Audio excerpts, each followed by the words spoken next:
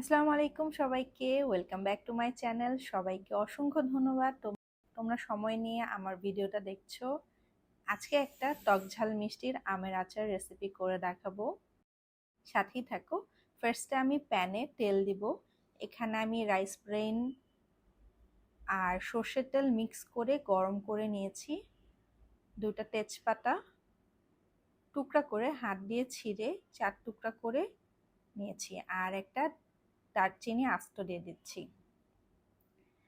ভালো করে ভেজে নিব আর কয়েকটা শুকনো মরিচ অ্যাড করে নিচ্ছি।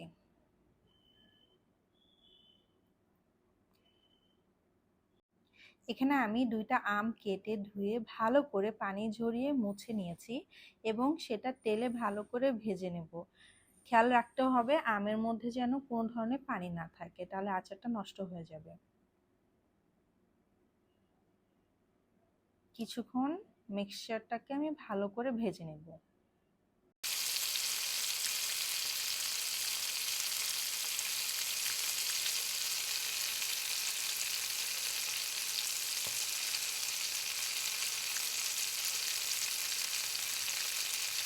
এখানে আমি গুড় ইউজ করছি পরিমাণ মতো, খুব একটু বেশি না, যেন ঝাল টক মিষ্টি ফ্লেভারটা থেকে যায়। ভালো করে মেল্ট হতে দিব এবং কয়েকটা কাঁচামরিচ অ্যাড করে নিব। আমি এখানে অলমোস্ট 15টার মতো কাঁচামরিচ অ্যাড করে নিয়েছি আর গোটা কয়েক রসুন দিয়ে দিয়েছি। এখন আমি এটাকে ভালো করে মিক্স করতে দিব, গুড়টা যেন মিক্স হয়ে যায়। এই গুড়ের থেকে একটা হালকা ক্যারামেলাইজড হয়ে পানি পানি হবে এবং আচারটা সেদ্ধ হবে।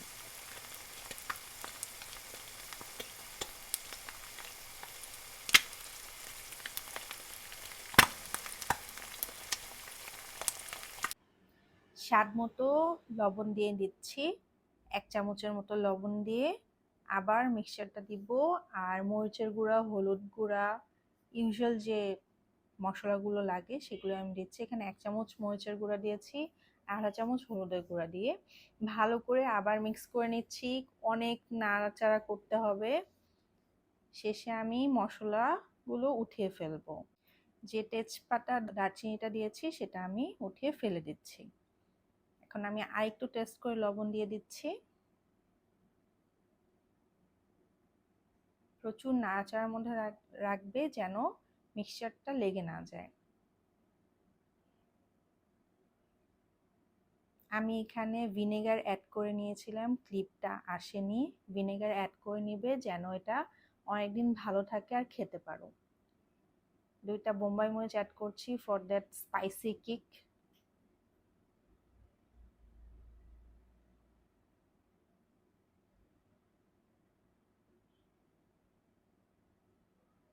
তো হয়ে গেল, একদম খুব ইজি পিজি একটা রেসিপি।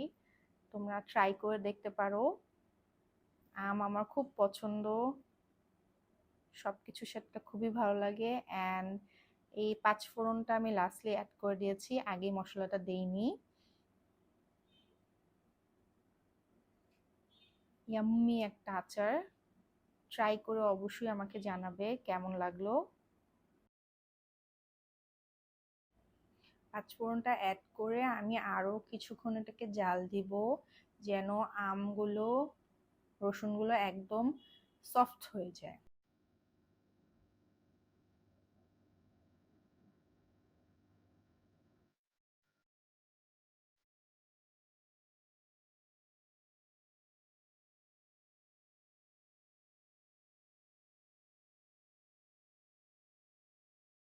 দেখতেই পাচ্ছো কোনো ধরনের পানি ইউজ করা হয়নি।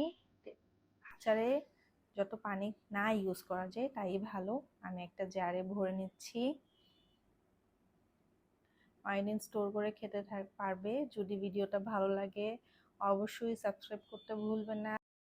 লাইক কমেন্ট শেয়ার করো। তোমরা যদি রেসিপিটা ট্রাই করে থাকো অবশ্যই আমার কমেন্টে জানিও।